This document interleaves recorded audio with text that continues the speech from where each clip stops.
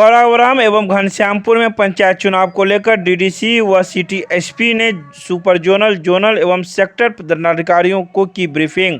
पंचायत चुनाव 2021 के 10वें चरण में 8 दिसंबर को दरभंगा जिला के गौरावराम एवं घनश्यामपुर प्रखंड में चुनाव निर्धारित है। पंचायत चुनाव में प्रतिनियुक्त सुपर जोनल, जोनल एवं सेक्टर दंडाधिकारियों एवं पुलिस पदाधिकारियों को उप विकास आयुक्त सह प्रभारी जिला दंडाधिकारी तनय सुल्तानिया एवं नगर पुलिस अधीक्षक अशोक प्रसाद द्वारा संयुक्त रूप से ब्रीफिंग की गई। सेक्टर पदाधिकारियों को ब्रीफिंग करते हुए प्रभारी जिला दंडाधिकारी ने कहा कि गौरावराम एवं घनश्यामपुर प्रखंड में पंचायत चुनाव संपन्न कराने के लिए संयुक्त आदेश जारी किया गया है, जिसमें सभी निर्देश दिए गए हैं। उसे सभी पदाधिकारी अच्छी तरीके से पढ़ लें। उसमें सभी वरीय पदाधिकारी का मोबाइल नंबर भी अंकित है। उन्होंने कहा कि शांतिपूर्ण चुनाव संपन्न कराने की पूरी जिम्मेवारी सेक्टर पदाधिकारी की होगी। मतदान केंद्र पर फर्जी मतदाता यदि मतदान करने आते हैं या कोई दोबारा मतदान करने आता है तो तुरंत कार्रवाई करते हुए पीठासीन पदाधिकारी के माध्यम से उसके विरुद्ध प्राथमिकी दर्ज कराना सुनिश्चित करेंगे। उन्होंने कहा कि गौरावराम घनश्यामपुर प्रखंड के संवेदनशील पंचायतों के जोनल सेक्टर दंडाधिकारी को विशेष रूप से अलर्ट रहना होगा। दरभंगा जिला में अगला चरण जो पंचायत इलेक्शन का है 8 तारीख को हमारे यहाँ गौरावराम और घनश्यामपुर 2 प्रखंड में चुनाव होना है, जिसके लिए अभी सभी जोनल पदाधिकारी, सुपर जोनल पदाधिकारी, क्लस्टर पदाधिकारी, सेक्टर एवं सेक्टर पुलिस पदाधिकारी की ब्रीफिंग की गई। दिशा निर्देश दिए गए हैं कि किस तरह ईवीएम को लेकर एवं अन्य विधि व्यवस्था को लेकर उन लोग को सचेत रहना है और किस तरह कार्य करना है। इस बार एक महत्वपूर्ण और भी है कि गौरावराम प्रखंड में चुनाव सुबह 7 बजे से दोपहर 3 बजे तक है और घनश्यामपुर प्रखंड में 7 बजे से लेकर 5 बजे तक मतदान है। उसी को लेकर भी दिशा निर्देश दिए गए हैं कि सचेत रहना है कि गौरावराम प्रखंड में 3 बजे तक ही मतदान होना है और अनावश्यक रूप से वहाँ पे भीड़ की कोई इश्यू ना हो। सभी तरह से पूरी तरह से जिला प्रशासन सजग है। जैसा हम लोगों ने अभी तक फेज़ में इलेक्शंस करवाया है उसी तरह हम लोग पीसफुली और सफलतापूर्वक आगे के फेज़ में भी इलेक्शन करवाएंगे। ऐसे एक आध 2 बूथ पे ऐसे होते हैं कि लोग एक सुनियोजित तरीके से सेकंड हाफ में भीड़ लगा देते हैं बूथ्स पे। तो इस बार हम लोगों ने स्पष्ट निर्देश दिया है कि वहाँ पे बोकस वोटिंग ना हो, उसके लिए लोग चेक करेंगे, जो पहचान पत्र है वो चेकिंग करेंगे और उस प्रकार के लोग पाए जाएंगे तो उनके विरुद्ध कानूनी कार्रवाई की जाएगी। केंद्र है उसके आसपास दायरे में जो 144 लागू रहता है, हम लोग उसी को इन्फोर्स कराते हैं। जो हमारी टीम जाती है उसको इन्फोर्स कराती है। परिधान है और उसके लिए जो उनका पहचान पत्र रहता है और उसके वहाँ पे जो मतदान कर्मी लोग हमारे रहते हैं वो उचित पहचान पे वोट देने देते हैं।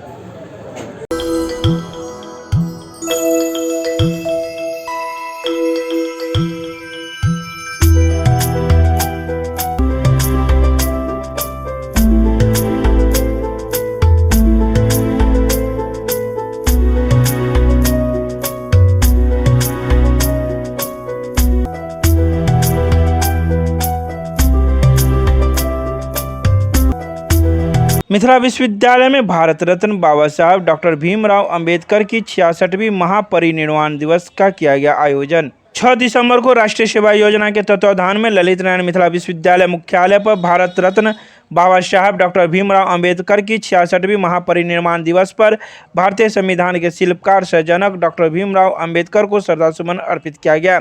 वहीं प्रतिमा पर पुष्पमाला अर्पित करते हुए प्रतिकुलपति ने कहा कि उन्नतिशील समाज एवं राष्ट्र की परिकल्पना ही एकमात्र लक्ष्य था। बाबा साहब भीमराव अंबेडकर अपने जीवन काल में ढेर सारी कठिनाइयों को झेलते हुए समाज एवं राष्ट्र के लिए प्रेरणा के स्रोत बन गए। उनका योगदान जाति, धर्म, समुदाय से भिन्न समाज एवं राष्ट्र के लिए समर्पित रहा है। इस अवसर पर विश्वविद्यालय के कई पदाधिकारी कर्मीगण मौजूद थे, जिन्होंने बाबा साहब पर पुष्पांजलि अर्पित की। जो अवधारणा थी, जो अम्बेडकरवाद जिसको हम कहते हैं, उसमें समानता, समान अधिकार की बातें हैं और बहुत वैज्ञानिक तरीके से उन्होंने कहा सभी बातों को। विज्ञान में विश्वास रखते थे। सभी बातें हर साल होती है, लेकिन मुझे जो अच्छा लगता है उनको विचारों में जो वैज्ञानिकता थी वो मुझे अच्छी लगती है। वो विज्ञान और टेक्नोलॉजी को भी बढ़ावा देना चाहते थे भारत के विकास के लिए। और बाकी सभी बातें हम हर साल दोहराते हैं कि वो संविधान के प्रणेता थे।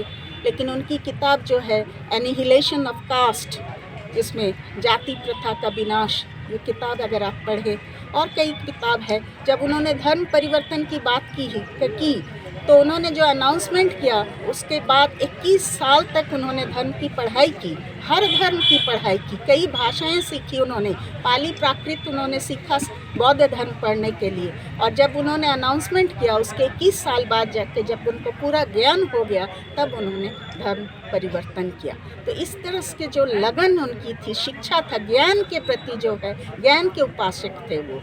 और वो हमेशा कहते थे कि अधिकार अपने जगह है, लेकिन हम अगर अपने आप को योग्य नहीं बनाते हैं तो ये अधिकार हमारा कोई काम का नहीं है। तो मैं इसमें विश्वास रखती मतलब अभी के दौर में धन्यवाद। उन्होंने किताब लिखा जिस वक्त में, अभी का जो समय है, क्या रोटी सोटी की नई पेशकश अब एक नए अंदाज में आपके शहर में रूफटॉप रोटी सोटी अशोका कॉम्प्लेक्स राजकुमारगंज दरभंगा। एक बार जरूर पधारे।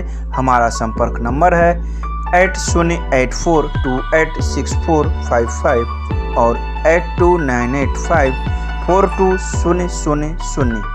कोरोना के नए वेरिएंट ओमिक्रॉन को लेकर दरभंगा नगर निगम हुआ सतर्क। मास्क का उपयोग प्रभावी बनाने के लिए किया गया दल का गठन, जुर्माना वसूलने के लिए किया गया अधिकृत। सोमवार को दरभंगा नगर निगम के नगर आयुक्त मनीष कुमार मीणा के नेतृत्व में 1 से 48 वार्ड तक के लिए 5 दलों का गठन किया गया, जिसमें सभी दलों को यह निर्देश दिया गया कि मास्क का उपयोग नहीं करने वाले लोगों से जुर्माना वसूला जाए और उसे मास्क लगाने के लिए प्रेरित किया जाए। इसी के आलोक में दरभंगा नगर निगम के मुख्य गेट के पास ही यह अभियान चलाया गया और इसकी शुरुआत भी की गई।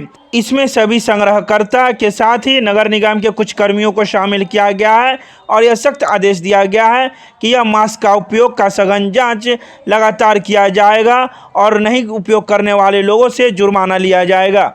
Vinny cakes and more Kathalwadi Darbhanga आपके शहर में देता है 100% eggless cake, patties, cookies, pizza, burger के साथ इवेंट ऑर्डर और 3 किलोमीटर तक की फ्री होम डिलीवरी। एक बार जरूर संपर्क करें। हमारा मोबाइल नंबर है 8340415550। दरभंगा में विश्वविद्यालय थाना पुलिस ने दिल्ली मोड़ के पास से बरामद की सुमो विक्टा गाड़ी के तहखाने से 3 बोतल अंग्रेजी शराब। विश्वविद्यालय थाना पुलिस को यह गुप्त सूचना मिली थी कि सुमो विक्टा गाड़ी के तहखाने में 20 से अधिक कार्टून शराब की बोतलें रखी हुई है, जिसको लेकर पुलिस छापेमारी करना शुरू कर दी। वहीं पुलिस की माने तो यह गाड़ी दिल्ली मोड़ के पास स्थित महिंद्रा एजेंसी के सामने एक गैरेज में पाई गई, जहां पुलिस ने इस गाड़ी को देखा और इसके नंबर को भी जांच की, जिसका नंबर BR01PB3329 है। इसके तहखाने से 3 बोतल अंग्रेजी शराबें बरामद हुई हैं। पुलिस की भनक लगते ही गाड़ी चालक गाड़ी को लॉक करके वहां से फरार हो गया। वहीं पुलिस ने भी क्रेन के माध्यम से गाड़ी को उठाया और थाने में लाकर रख दी। पुलिस अब गाड़ी मालिक की तलाश कर रही है, आखिर गाड़ी किसकी है और यह कारोबार कितने दिनों से चल रहा है सहित कई बिंदुओं पर पुलिस जांच कर रही है। वहीं पुलिस को इस गाड़ी से कई प्रकार के कागज भी बरामद की है, जो अब जांच का विषय बन गया है। ये गाड़ी में कौन गाड़ी था? बैठिए ना, खड़ा कहे ना, सोमो विक्टा। अच्छा सर, कैसे आपको जानकारी मिली जांच के क्रम में? नहीं, गुप्त सूचना मिली थी। गुप्त सूचना के सत्यापन पे लोग गए थे। कब पकड़ाया? रात्रि में पकड़ाई, अर्धरात्रि में। आदमी भी है? नहीं, आदमी भागने से बोल रहे। कोई जानकारी उसके बारे में मिली अभी तक? नहीं हुई, पता किया जा रहा। गाड़ी भी मिली है? हाँ, गाड़ी बरामद हुई है। गाड़ी बरामद हुई है। गाड़ी में शराब थी। कौन गाड़ी है? 2 चक्का 4 चक्का? 4 चक्कर। उसमें तहखाना बना हुआ है। अच्छा, तहखाने में है। लास्ट पीरियड में थी, तब तक के अपने पहुँचते पहुँचते बाकी कुछ हो गया तो उसमें नहीं बचे। गाड़ी के अंदर तहखाना बना हुआ। 3 बोतल निकला। हाँ, 3 बोतल निकला। गाड़ी कहाँ की है? जानकारी में? नंबर है, गाड़ी की जानकारी है। कहाँ की गाड़ी है? गाड़ी लोकल है यहाँ।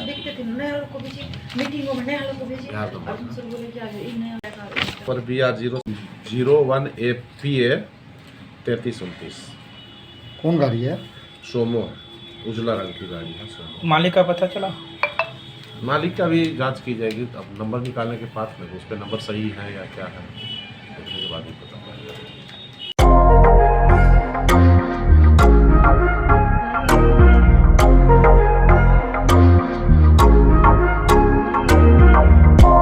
स्नातक पार्ट 3 रिजल्ट घोषित करने को लेकर दर्जनों छात्र पहुंचे परीक्षा नियंत्रक के पास। छात्रों को मिला मिथिला स्टूडेंट यूनियन का समर्थन। एक बार फिर ललित नारायण मिथिला विश्वविद्यालय इन दिनों चर्चा का विषय बना हुआ है। महीनों से स्नातक पार्ट 3 का रिजल्ट लंबित है, जिससे छात्र छात्राएं आक्रोशित है। इसी को लेकर सोमवार को श्रवण कुमार की अगुवाई में छात्रों ने परीक्षा नियंत्रक डॉक्टर आनंद मोहन मिश्रा से वार्ता किया। हालांकि छात्रों की समस्या को देखते हुए परीक्षा नियंत्रक भी परेशान दिखे। उन्होंने एक बार फिर आश्वासन दिया कि 8 तारीख को कोर्ट में इस मुद्दे को लेकर सुनवाई होने वाली है। अगर इसमें किसी कारण रिजल्ट प्रकाशन में देरी होती है तो विश्वविद्यालय प्रशासन छात्र हित को देखते हुए डाटा सेंटर से बात करने को तैयार रहेगी। लेकिन पहले 8 तारीख तक हमें देखना होगा कि 8 तारीख को कोर्ट का क्या फैसला होता है, उसके बाद ही कोई निर्णय विश्वविद्यालय लेगी।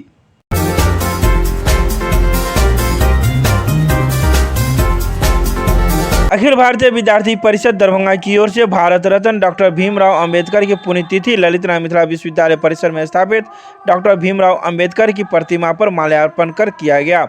मौके पर जिला संयोजक सब पूर्व विश्वविद्यालय छात्र संघ महासचिव उत्सव प्रासर ने कहा कि डॉक्टर भीमराव अंबेडकर को हमारे देश में एक महान व्यक्तित्व और नायक के रूप में माना जाता है तथा वह लाखों लोगों के लिए प्रेरणा स्रोत भी हैं। बचपन में छुआछूत का शिकार होने के कारण उनके जीवन की धारा पूरी तरह से परिवर्तित हो गई, जिससे उन्होंने अपने आप को उस समय के लिए उच्चतम शिक्षित भारतीय नागरिक बनने के लिए प्रेरित किया और भारतीय संविधान के निर्माण में भी अपना अहम योगदान दिया। इस अवसर पर अखिल भारतीय विद्यार्थी परिषद के कई कार्यकर्तागण भी मौजूद थे, जिन्होंने पुष्पांजलि अर्पित कर श्रद्धा सुमन अर्पित की।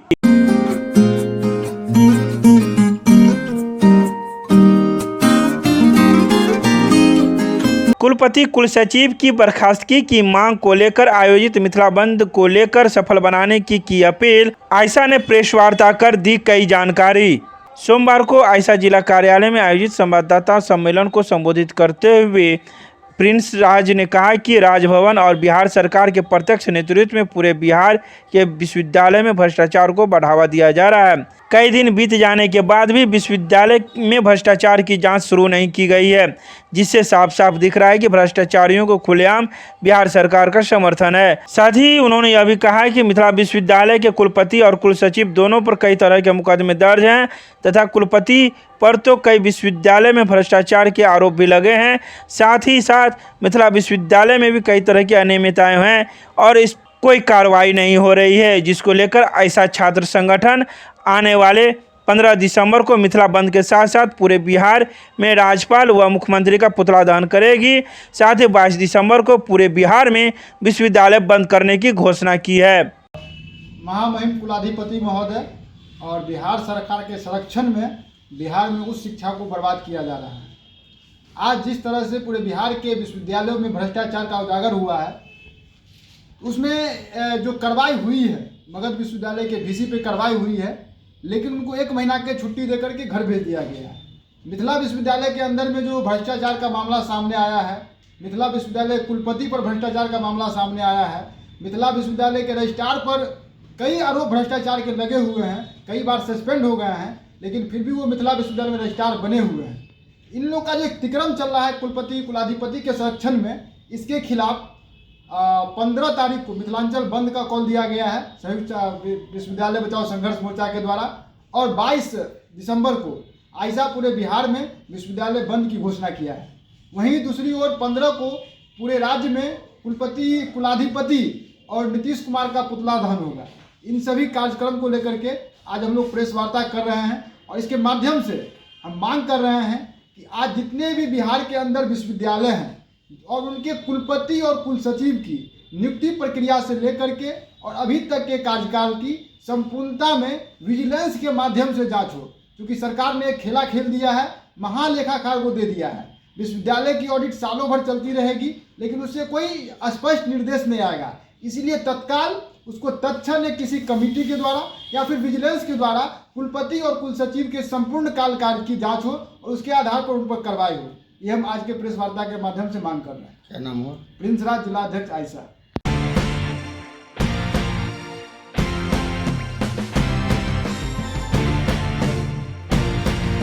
रेलवे में बच्चों की सुरक्षा को सुनिश्चित करने हेतु किया गया सेमिनार का आयोजन। सोमवार को दरभंगा स्टेशन परिसर के दरभंगा हॉल में रेलवे चिल्ड्रन इंडिया संस्था के द्वारा रेलवे में बच्चों की सुरक्षा को सुनिश्चित करने हेतु एक सेमिनार का आयोजन किया गया। सेमिनार के दौरान मुख्य वक्ता अफसर अहमद खान के द्वारा बच्चों की सुरक्षा को सुनिश्चित करने हेतु रेलवे के द्वारा बनाए गए एसओपी, महिला एवं बाल विकास मंत्रालय द्वारा दिए गए दिशा निर्देश तथा बच्चों की सुरक्षा सुनिश्चित करने हेतु कानून में वर्णित प्रावधानों की जानकारी दी गई। सेमिनार में आरपीएफ, जीआरपी एवं रेलवे में कार्य करने वाले अन्य लोगों की इसमें क्या क्या भूमिका है, किनके क्या कर्तव्य हैं, इन सभी के बारे में विस्तृत रूप से सेमिनार में बताया गया। सेमिनार में आरपीएफ, जीआरपीएफ, कुली ऑपरेटिंग विभाग के स्टाफ तथा कमर्शियल विभाग के स्टाफ शामिल हुए। विदित हो कि पूर्व मध्य रेलवे के महानिरीक्षक सह प्रधान मुख्य सुरक्षा आयुक्त एस मयंक के विशेष प्रयास से पूर्व मध्य रेलवे के सभी बड़े स्टेशनों पर इस तरह के सेमिनार का आयोजन किया जा रहा है।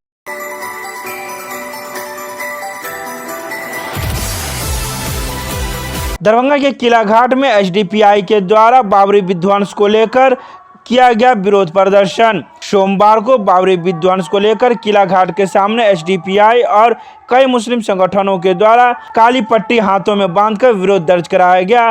विरोध प्रदर्शन करने वाले लोगों का कहना है कि जो भी फैसले आए हैं उसको हम लोग नहीं मानते हैं। एक बार फिर से फैसले पर जरूर सुनवाई होनी चाहिए ताकि जो हम लोगों की बातें हैं वो सामने आ सके। 6 दिसंबर का दिन है। इस 6 दिसंबर के दिन बाबरी मस्जिद को तोड़ा गया और कोर्ट की भी ये रीडिंग है कि बाबरी मस्जिद को गुंडों ने तोड़ा है और कोर्ट ने ये कहा कि बाबरी मस्जिद में मूर्ति रखना गलत था। कोर्ट की ही रीडिंग से, लेकिन फैसला बाद में कोर्ट ने दिया है कि भाई आस्था के बुनियाद पर फैसला दिया।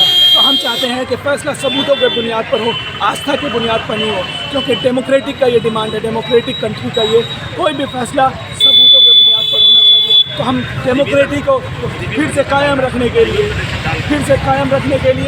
और फिर से इंसाफ कायम रखने के लिए, इंसाफ को अमल करने के लिए ये प्रदर्शन कर रहे हैं। क्योंकि बाबरी मस्जिद का तोड़ा जाना एक हिंदुस्तान का ऊपर एक काला धब्बा है, उस काले धब्बे को मिटाने के लिए बाबरी मस्जिद की याद ताज़ा रखे हुए हम लोग हैं और इंशाअल्लाह हम लोग इंसाफ के ज़रिए फिर से बाबरी मस्जिद को दोबारा तामीर करेंगे। क्या नाम हुआ? मेरा नाम अदीब हुसैन। क्या है इसमें? सोशल डेमोक्रेटिक पार्टी के मेंबर।